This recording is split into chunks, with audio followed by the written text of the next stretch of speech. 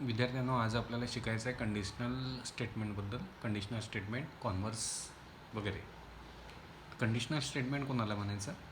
जेव्हा एखादं स्टेटमेंट आपण इफ आणि देन वापरून लिहितो तेव्हा त्या स्टेटमेंटला कंडिशनल स्टेटमेंट असं म्हटलं जातं. इथे मी लिहिलं आहे कंडिशनल स्टेटमेंट, नोट्स आहेत ह्या. The statement written in if then form is called conditional statement. जेव्हा स्टेटमेंटला आपण इफ देन फॉर्ममध्ये लिहितो, जेव्हा स्टेटमेंट इफ देन फॉर्ममध्ये लिहिलेलं असतं तेव्हा त्या स्टेटमेंटला म्हणतात कंडिशनल स्टेटमेंट. तर या कंडिशनल स्टेटमेंटमध्ये जो पार्ट म्हणजे द पार्ट ऑफ स्टेटमेंट म्हणजे स्टेटमेंटचा पार्ट आफ्टर इफ, म्हणजे इफ या शब्दानंतर जो पार्ट असतो स्टेटमेंटमधला इज कॉल्ड अँटीसिडेंट. म्हणजे कंडिशनल स्टेटमेंटमध्ये इफ नंतरचा जो पार्ट असतो त्याला म्हणतात antecedent. And the part after then, म्हणजे देन नंतर येणारा जो पार्ट असतो कंडिशनल स्टेटमेंटमध्ये, स्टेटमेंटचा कंडिशनल स्टेटमेंटचा असा पार्ट जो देन नंतर असतो त्याला म्हटलं जातं कॉन्सिक्वेंट. म्हणजे जे स्टेटमेंट आपण इफ आणि देन वापरून लिहितो त्याला कंडिशनल स्टेटमेंट असं म्हणतात. कंडिशनल स्टेटमेंटमध्ये स्टेटमेंटचा तो पार्ट जो इफ नंतर असतो त्याला अँटीसिडेंट म्हटलं जातं आणि कंडिशनल स्टेटमेंटमध्ये स्टेटमेंटचा तो पार्ट जो देन नंतर असतो त्याला कॉन्सिक्वेंट म्हटलं जातं. आपण उदाहरण घेतलं तर तुमच्या लक्षात येईल. हे मी इथे आता एक एक्झाम्पल घेतो. मी लिहिलं इथे इझी म्हणजे फॉर एक्झाम्पल. स्टेटमेंट आहे the diagonals of rhombus are perpendicular bisectors of each other. Rhombus जो असतो त्याचे डायगोनल्स जे असतात ते एकमेकांचे परपेंडिक्युलर बायसेक्टर असतात. हे तुम्ही 7th स्टँडर्डपासून शिकतात की रॉम्बस नावाचा जो क्वाड्रिलॅटरल आहे तुमचा, क्वाड्रिलॅटरलचा प्रकार असतो हा रॉम्बस. याचे डायगोनल्स जे असतात ते एकमेकांचे परपेंडिक्युलर बायसेक्टर्स असतात. आता हे जे स्टेटमेंट आहे the diagonals of rhombus are perpendicular bisectors of each other, म्हणजे रॉम्बसचे डायगोनल्स हे एकमेकांचे परपेंडिक्युलर बायसेक्टर्स असतात. आता हे स्टेटमेंट मला कंडिशनल करायचं आहे, म्हणजे मला याला इफ देन वापरून लिहायचं आहे. मी इफ देन वापरून मी कसं लिहील? तर रॉम्बस कोणाचा प्रकार आहे? Rhombus is a type of quadrilateral. मग मी काय करेन, कंडिशनल स्टेटमेंट कसं करेल की I know that rhombus is a type of quadrilateral, therefore I will start the conditional statement with if. मी मग लिहीन इफ.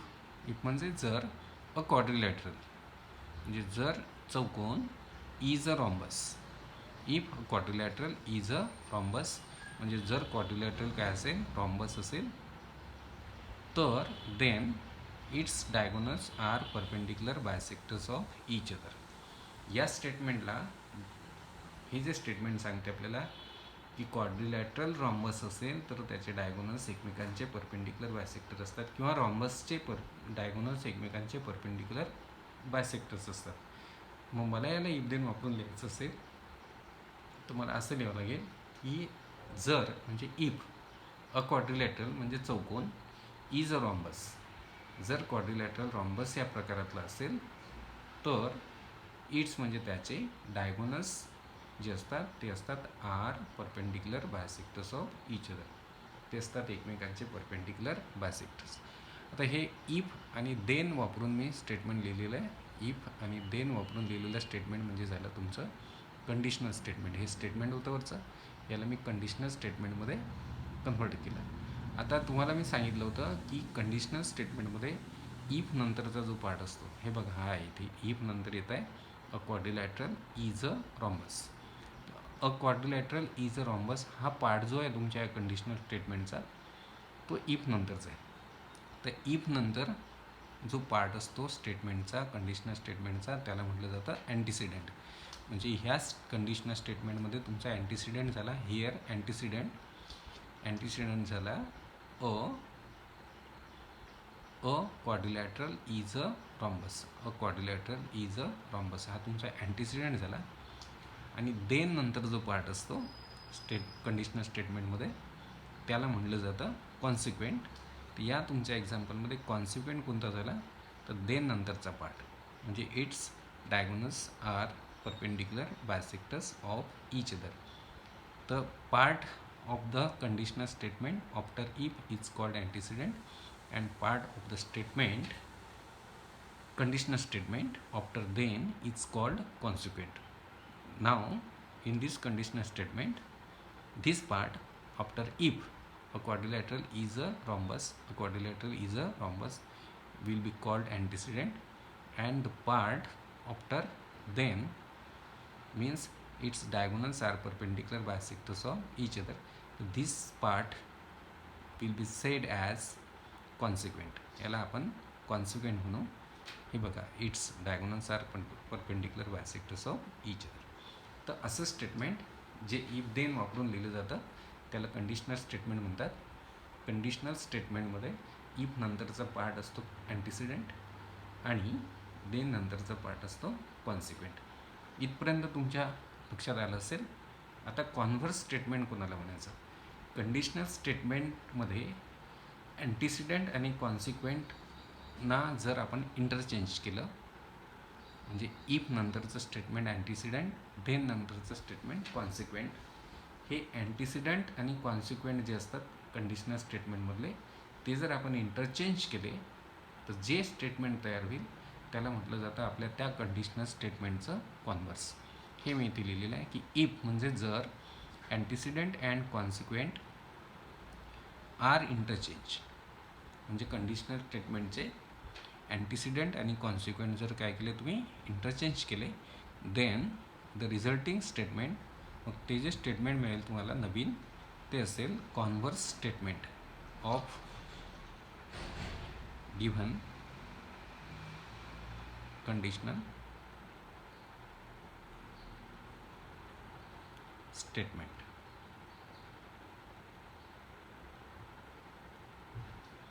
म्हणजे कॉन्व्हर्स कोणाचं असतं? कंडिशनल स्टेटमेंटचं असतं. कंडिशनल स्टेटमेंटचं कॉन्व्हर्स म्हणजे काय? तर जेव्हा कंडिशनल स्टेटमेंटमधले अँटिसिडेंट्स आणि कॉन्सिक्वेंट्स आपण इंटरचेंज करतो तेव्हा जे नवीन स्टेटमेंट आपल्याला मिळत असतं त्याला म्हटलं जातं converse statement of given conditional statement. आता बघा, इथे मी तुम्हाला उदाहरण देतो आहे. आपलं हे स्टेटमेंट होतं, कंडिशनल स्टेटमेंट होतं, if a quadrilateral is a rhombus then its diagonals are perpendicular bisectors of each other. तिथे अँटिसिडेंट होतं a quadrilateral is a rhombus आणि कॉन्सिक्वेंट होतं its diagonals are perpendicular bisectors of each other. आता तुम्ही जर मला म्हणलं की हे जे कंडिशनल स्टेटमेंट आहे याचं कॉन्व्हर्स करा, तर मी इफ नंतरचा अँटिसिडेंट आणि देन नंतरचा कॉन्सिक्वेंट या दोघांना मी अदलाबदल करेल. म्हणजे इफ नंतर कॉन्सिक्वेंट येईल आणि देन नंतर अँटिसिडेंट येईल. मग हे स्टेटमेंट कसं होईल पहा. Converse of above conditional statement is, हे मी दिलेलं आहे. फॉर एक्झाम्पल, आधी मी तुम्हाला कॉन्व्हर्स स्टेटमेंटची डेफिनेशन दिली आहे आणि इथे त्याचं एक्झाम्पल देतो आहे. Converse of above conditional statement, हे जे अबव्ह कंडिशनल स्टेटमेंट आहे हे याचा आपल्याला कॉन्व्हर्स इज काय असेल कॉन्व्हर्स, तर इफ. आता इफ नंतर मला हे स्टेटमेंट आणावं लागेल. कोणतं? हे कॉन्सिक्वेंट. मला अँटिसिडेंट कॉन्सिक्वेंटची अदलाबदल करायची आहे. तर इफ नंतर हे कॉन्सिक्वेंटवालं स्टेटमेंट येईल. Its diagonals are perpendicular bisectors of each other. आता इथे इट्स म्हणजे कोण? इट्स म्हणजे त्याचे. ते इथे आपण इट्स लिहिलं होतं, पण इट्स म्हणजे त्याचे म्हणजे कोणाचे? क्वाड्रिलॅटरलचे. डायगोनल्स काय असतील? Perpendicular bisectors of each other. तिथे इट्स नाही लिहिणार मी. आता इथे मला इफ नंतर हे स्टेटमेंट टाकायचं आहे कॉन्सिक्वेंट. इथे इट्स म्हणजे कोण? क्वाड्रिलॅटरल. आपण इट्स हा शब्द कोणासाठी वापरला आहे? क्वाड्रिलॅटरलसाठी. तर इफ नंतर मी इथे आता हे कॉन्सिक्वेंट लिहिताना इट्स नाही लिहिणार, क्वाड्रिलॅटरल लिहिन. हे बघा, if diagonals of quadrilateral, it's diagonals म्हणजे कोणाचे डायगोनल्स? क्वाड्रिलॅटरलचे डायगोनल्स. तर मी इथे लिहील इट्स डायगोनल्स न लिहिता मी लिहील इफ डायगोनल्स ऑफ क्वाड्रिलॅटरल. पुन्हा मी एकदा सांगतो, इथे मला इफ नंतर ही कॉन्सिक्वेंट लिहिताना मी आता इफ इट्स नाही लिहिणार, इट्स डायगोनल्स नाही लिहिणार. इट्स म्हणजे कोणाचे आहेत? क्वाड्रिलॅटरलचे. त्याच्यामुळे मी लिहिल इट्स डायगोनलच्या ऐवजी शब्द वापरेल me if diagonals of quadrilateral. बाकी पुढचं स्टेटमेंट जसच्या तसं असेल, फक्त इट्स डायगोनल्सच्या जागी कोणाचे डायगोनल्स? क्वाड्रिलॅटरलचे डायगोनल्स. मग मी लिहिल if diagonals of quadrilateral. It's diagonals म्हणजे कोणाचे डायगोनल्स? क्वाड्रिलॅटरलचे. म्हणजे इफ इट्स शब्द काढेल मी, डायगोनल्स इट्स डायगोनल्सच्या ऐवजी मी शब्द वापरेल इफ डायगोनल्स ऑफ क्वाड्रिलॅटरल. कारण हा इट्स शब्द आपण कोणासाठी वापरला आहे? क्वाड्रिलॅटरलसाठी वापरलेला आहे. ठीक. मग आपण आता इथे लिहू इफ इट्स डायगोनल्स म्हणजे डायगोनल्स ऑफ क्वाड्रिलॅटरल. मग पुढचं वाक्य जसच्या तसं घेतो आहे मी, are perpendicular bisectors of each other. हे बघा, मी इफ नंतर हा कॉन्सिक्वेंट टाकला. फक्त कॉन्सिक्वेंट टाकताना इट्स डायगोनलच्या ऐवजी कोणाचे डायगोनल्स? इट्स म्हणजे कोणाचे? क्वाड्रिलॅटरलचे. तुम्ही तेच शब्द थोडे चेंज केले की इफ डायगोनल्स ऑफ क्वाड्रिलॅटरल म्हणजे इट्स डायगोनल्स म्हणजे क्वाड्रिलॅटरलचे डायगोनल्स. बाकी स्टेटमेंट मी जसच्या तसं घेतलं आहे, are perpendicular bisectors of each other. Then तर a quadrilateral is a rhombus. मग मी इथे आता अ क्वाड्रिलॅटरलच्या ऐवजी इट शब्द वापरला. देन इट, आता इथे इट म्हणजे कोण? Quadrilateral is a rhombus. म्हणजे हे स्टेटमेंट सांगते आपल्याला क्वाड्रिलॅटरल रॉम्बस असेल तर त्याचे डायगोनल्स एकमेकांचे परपेंडिक्युलर बायसेक्टर्स असतात. मग त्याचं कॉन्व्हर्स केलं मी इफ इट्स डायगोनल्स म्हणजे diagonals of quadrilateral are perpendicular bisectors of each other. Then मग हे स्टेटमेंट घेऊ शकतो मी a quadrilateral, then a quadrilateral is a rhombus. तर इथे देन अ क्वाड्रिलॅटरलच्या ऐवजी मी शब्द वापरला इट. देन इट म्हणजे कोण? तो क्वाड्रिलॅटरल. हा काय असेल? रॉम्बस असेल. आता इथे मला एक तुम्हाला नोट द्यायची आहे. आता इथे पहा, हे जे कंडिशनल स्टेटमेंट होतं हे ट्रू आहे. हे स्टेटमेंट आपल्याला सांगते क्वाड्रिलॅटरल जर रॉम्बस असेल तर त्याचे डायगोनल्स एकमेकांचे परपेंडिक्युलर बायसेक्टर्स असतात. त्याचं कॉन्व्हर्स केलं आपण की जर क्वाड्रिलॅटरलचे डायगोनल्स हे एकमेकांचे परपेंडिक्युलर बायसेक्टर असतील तर तो क्वाड्रिलॅटरल हा रॉम्बस असतो. आता इथे दोन्ही स्टेटमेंट जे आहेत हे ट्रू आहेत की क्वाड्रिलॅटरल रॉम्बस असेल. बघा, हा असा रॉम्बस नावाचा क्वाड्रिलॅटरल असतो. याच्या चारही साईड्स ज्या असतात त्या इक्वल असतात आणि याचे डायगोनल्स जे आहेत हे बरोबर एकमेकांना परपेंडिक्युलर असतात आणि हे एकमेकांना असे बायसेक्ट करतात. मग आता आपलं जॉमेट्री सांगतं आपल्याला की क्वाड्रिलॅटरल, हे स्टेटमेंट कंडिशनल सांगतं की क्वाड्रिलॅटरल रॉम्बस असेल तर त्याचे डायगोनल्स हे एकमेकांचे परपेंडिक्युलर बायसेक्टर असतील. आणि याचं कॉन्व्हर्स सांगतं की क्वाड्रिलॅटरलचे डायगोनल्स जर एकमेकांचे परपेंडिक्युलर बायसेक्टर असतील तर तो क्वाड्रिलॅटरल हा रॉम्बस असतो. इथे कंडिशनल स्टेटमेंटचं जे कॉन्व्हर्स आहे ते ट्रू आहे. पण नोट अशी आहे की converse of conditional statement may not be always true. म्हणजे कंडिशनल स्टेटमेंटचं जे कॉन्व्हर्स असतं ते नेहमीच ट्रू असेल असं नाही. कधी कधी असं होतं, आपण जेव्हा एखादं कंडिशनल स्टेटमेंट आपल्याला दिलं जातं त्याचं कॉन्व्हर्स आपण करतो तर ते ट्रूच असेल, नेहमी ते खरंच असेल असं नसतं आहे. कधी कधी ते फॉल्स पण असू शकते. जसं आता मी याचं एक उदाहरण देतो तुम्हाला. हे बघा, एक कंडिशनल स्टेटमेंट आहे आपल्याकडे की if a quadrilateral is a rectangle then its diagonals are congruent. जर क्वाड्रिलॅटरल काय असेल? रेक्टँगल, तर त्याचे डायगोनल्स हे कॉन्ग्रुएंट असतात. आता हे जे स्टेटमेंट सांगतं आपल्याला क्वाड्रिलॅटरल रेक्टँगल असेल तर त्याचे डायगोनल्स कॉन्ग्रुएंट असतात. आता इथे हा अ क्वाड्रिलॅटरल इज अ रेक्टँगल हा झाला तुमचा अँटीसिडेंट आणि इट्स डायगोनल्स आर कॉन्ग्रुएंट हा झाला कॉन्सिक्वेंट. हे मी आता यांची अदलाबदल करतो, मग मला त्याचं कॉन्व्हर्स भेटेल. मग मी लिहिल इफ हे इट्स डायगोनल्स. मग इट्स डायगोनल्स म्हणजे कोणाचे? क्वाड्रिलॅटरलचे diagonals. If diagonals of quadrilateral are congruent.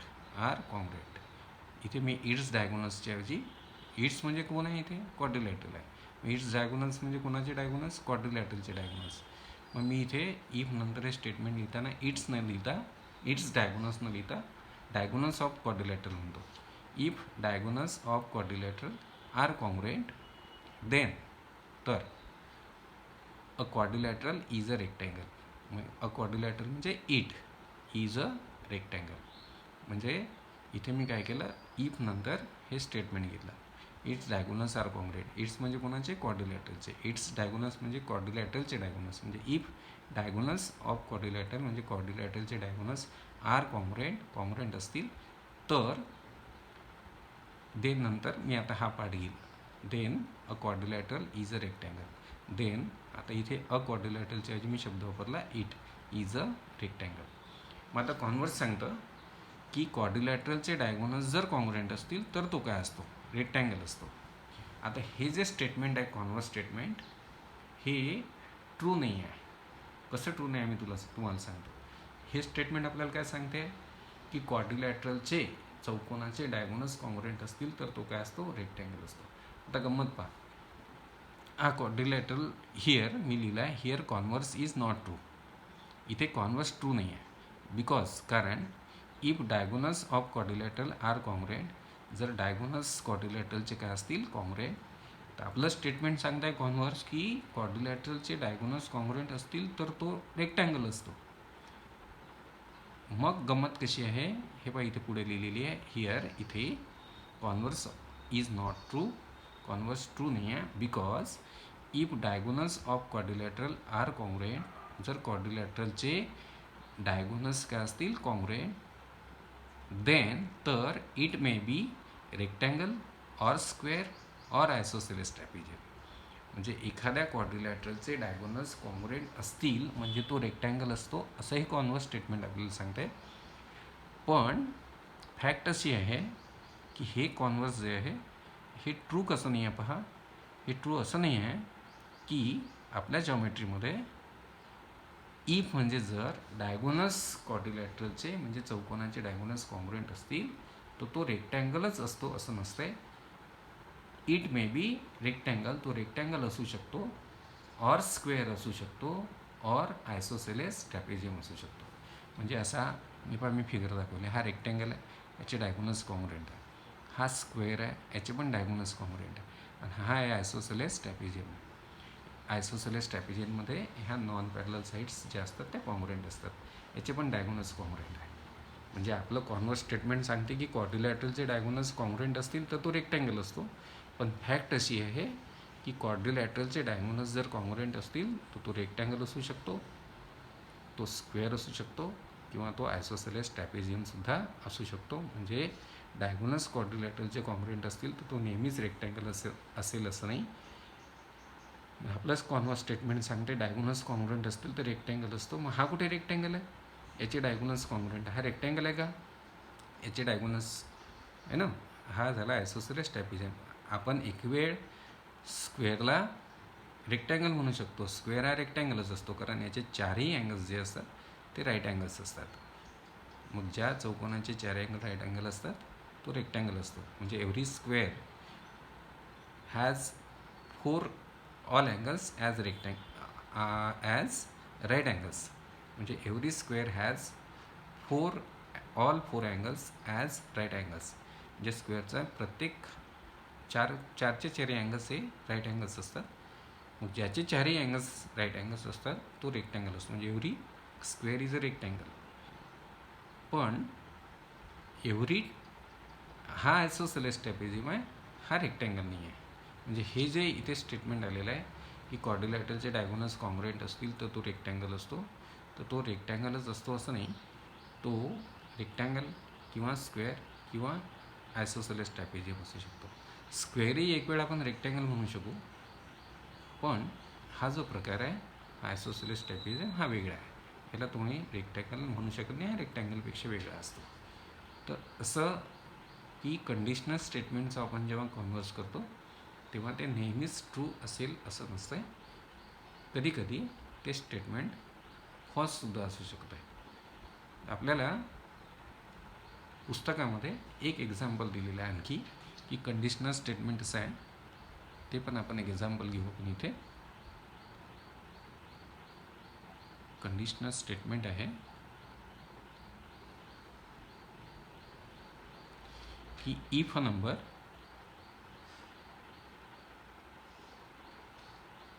is a prime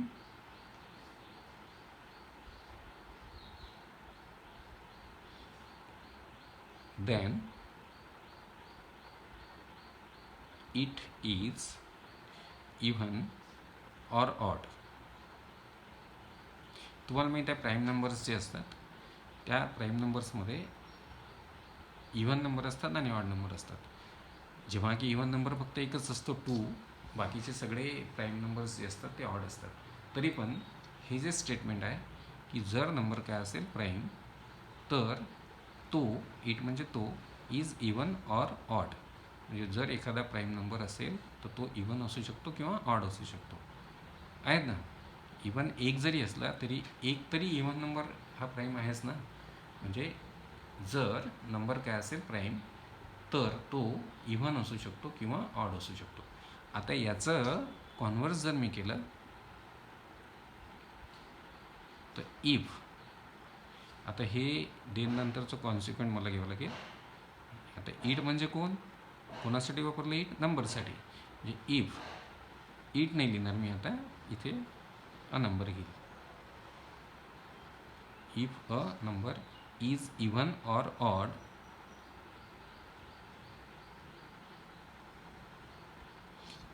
then, तर देन नंतर मी हे कॉन्सिक्वेंट घेईल.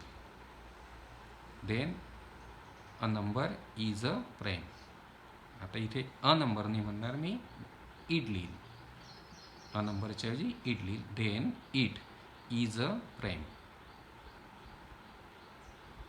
आता हे स्टेटमेंट होतं आपलं की नंबर जर प्राईम असेल तर तो इव्हन किंवा ऑड असतो.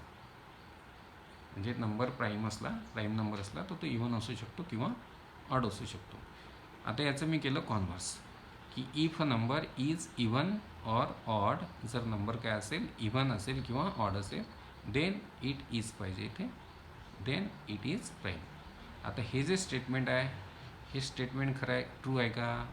की एखादा नंबर इव्हन आहे म्हणजे ऑड आहे म्हणजे तो प्राईम नंबर असतो. मग एखादा नंबर समजा 15 आहे, हा इव्हन आहे, मग हा प्राईम झाला का?